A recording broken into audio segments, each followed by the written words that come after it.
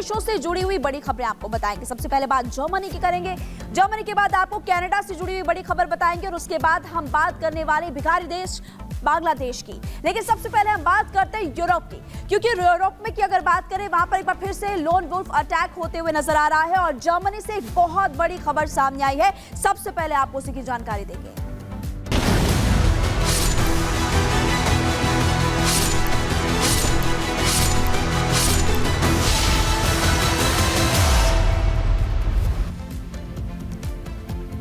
और देखिए जर्मनी की बात करें तो एक बार फिर से वहां पर लोन वुल्फ अटैक हुआ। 2 लोगों की मौत हो चुकी है जबकि 50 से ज्यादा लोग जख्मी भी हुए हैं। शक है कि हादसा नहीं बल्कि एक आतंकी हमला था जिसे कि धर्म के आधार पर अंजाम दिया गया है। कई लोग घायल बताए जा रहे हैं, इलाज चल रहा है अस्पताल में। इस पर आप इस रिपोर्ट को देखिए।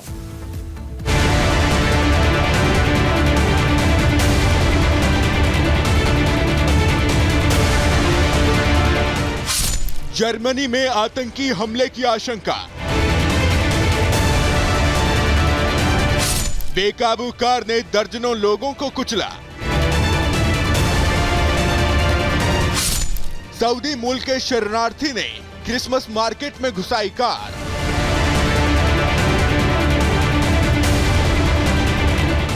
यूरोप के सबसे बड़े देशों में शुमार जर्मनी शुक्रवार की देर रात दहल उठा। क्रिसमस मार्केट में खरीदारी कर रहे लोगों की भीड़ को एक बेकाबू कार ने कुचल दिया, जिससे कई लोगों की मौत हो गई जबकि दर्जनों बेकसूर लोग घायल हो गए।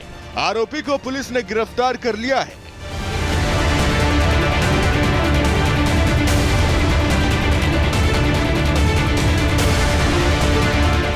इस घटना की पूरी खबर बताने से पहले इन तस्वीरों को देखिए, जिससे आपको इस संदिग्ध आतंकी हमले की भयावहता का पता चलेगा। तस्वीरों में आपको सैकड़ों लोगों की भीड़ दिख रही है। इसी बीच इसमें एक बेकाबू और तेज रफ्तार कार भीड़ में चीरती हुई घुस जाती है। लोगों में अफरा तफरी मच जाती है। कार खरीदारी करने आए लोगों को कुचलते हुए निकल जाती है। कार गोली की रफ्तार से आती है और लोगों को खिलौनों की तरह से उड़ाती हुई बाजार के दूसरे छोर से बाहर निकल जाती है। हमलावर कार के निकलने के बाद सड़क पर आम लोग घायल हालत में गिरे हुए दिखते हैं।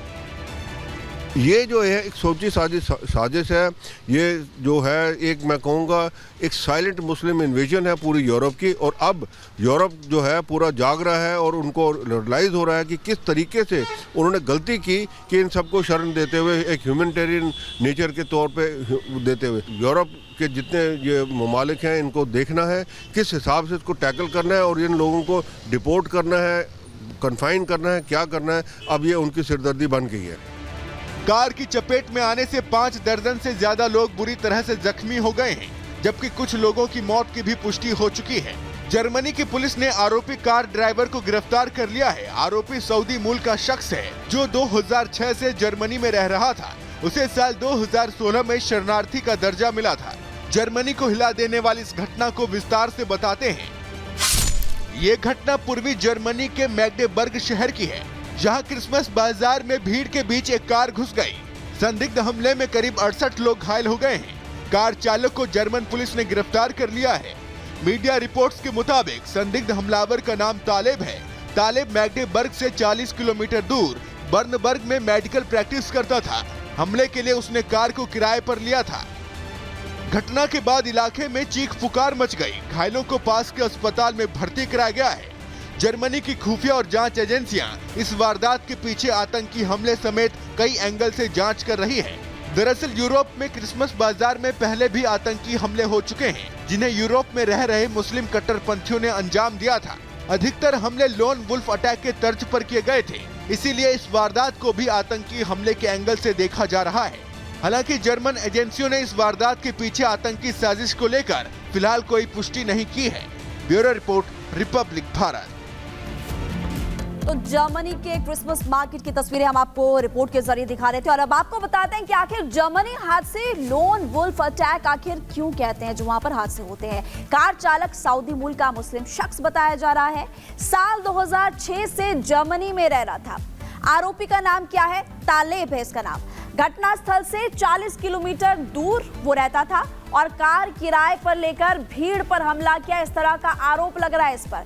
क्रिसमस बाजार में जबरन ये घुसा, कार घुसाई, कई लोगों को कुचल दिया, लोगों को कार से कुचलकर उसके बाद भागने का आरोप भी लग रहा है और आरोपी पर कट्टरपंथियों से रिश्ते होने का शक भी जताया जा रहा है कि जानबूझकर ईसाइयों पर हमला किया गया। इसी पीछे आशंका थी, प्रॉपर प्लानिंग यहां पर की गई है। आरोपी से पूछताछ लगातार किया जा रहा है और आपको बता दें कि जर्मन की जो एजेंसियां हैं वो लगातार जांच पड़ताल भी इस वक्त कर रही है। तो ये आपको हमने ग्राफिक्स के जरिए फिलहाल बताया कि आखिरकार जितने भी जर्मनी में अटैक होते हैं उनको लोन वुल्फ अटैक क्यों कहा जाता है। लेकिन सबसे बड़ा सवाल है, इससे पहले भी कई बार इस तरह के अटैक्स हो चुके हैं। और ज्यादा जानकारी एक और ग्राफिक्स के जरिए आपको दे देते हैं हम और आपको बता दें कि आखिरकार लोन वुल्फ अटैक होता क्या है। अब बताते हैं आपको कि अकेला शख्स हमले को अंजाम देता है, उसी को लोन वुल्फ अटैक कहा जाता है। खुद ही प्लानिंग और हमलावर करता है। जी हाँ, भीड़ भाड़ का इलाका वो चुनता है और भीड़ में अकेले घुसकर हमला भी करता है। रोजाना काम की जो चीजें होती है उन्हीं का इस्तेमाल किया जाता है। बंदूक, धारदार हथियार, नुकीली चीजों का इस्तेमाल किया जाता है और उसी से हमला भी किया जाता है। कार ट्रक का भी इसमें इस्तेमाल किया जाता है और यहाँ पर आपने देखा कि कार का इस्तेमाल यहाँ पर भी किया गया। और अब खबरों में आगे बढ़ते हैं, बात करेंगे हम कनाडा की। कनाडा के पीएम जस्टिन ट्रूडो पर आखिरकार खतरा क्यों मंडरा रहा है, अब उसकी जानकारी आपको देंगे।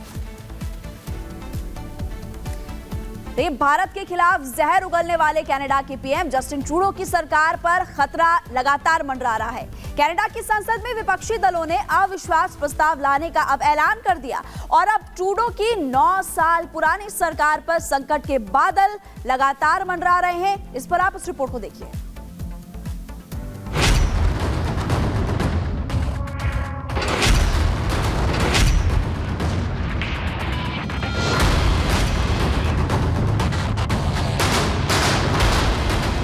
क्या भारत विरोधी जस्टिन ट्रूडो सरकार की उल्टी गिनती शुरू हो गई है?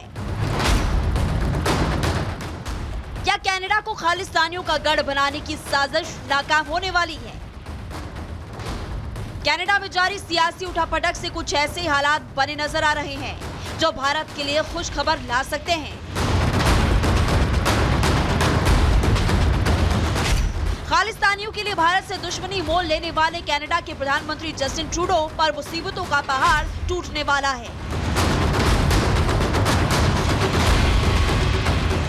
खालिस्तान समर्थक पार्टियों ने ट्रूडो के पीठ में खंजर भोंक दिया, जिससे ट्रूडो सरकार के गिरने के हालात पैदा हो गए हैं। कनाडा के प्रधानमंत्री जस्टिन ट्रूडो की 9 साल पुरानी सरकार पर भारी सियासी संकट खड़ा हो गया है। कनाडा की संसद में विपक्षी दलों ने अविश्वास प्रस्ताव लाने का ऐलान किया। अगर ये प्रस्ताव सफल होता है तो देश में ट्रूडो को इस्तीफा देना होगा और कनाडा में फिर से आम चुनाव होंगे, जिसमें ट्रूडो की पार्टी की हारने की संभावना जताई जा रही है। कनाडा के राजनीतिक जानकारों के अनुसार ट्रूडो सरकार के खिलाफ आम लोगों में भारी गुस्सा है। सबसे खास बात है कि जस्टिन ट्रूडो की सरकार गिराने में मुहिम में सबसे आगे उनके करीबी और खालिस्तान समर्थक पार्टी के नेता जगमीत सिंह है।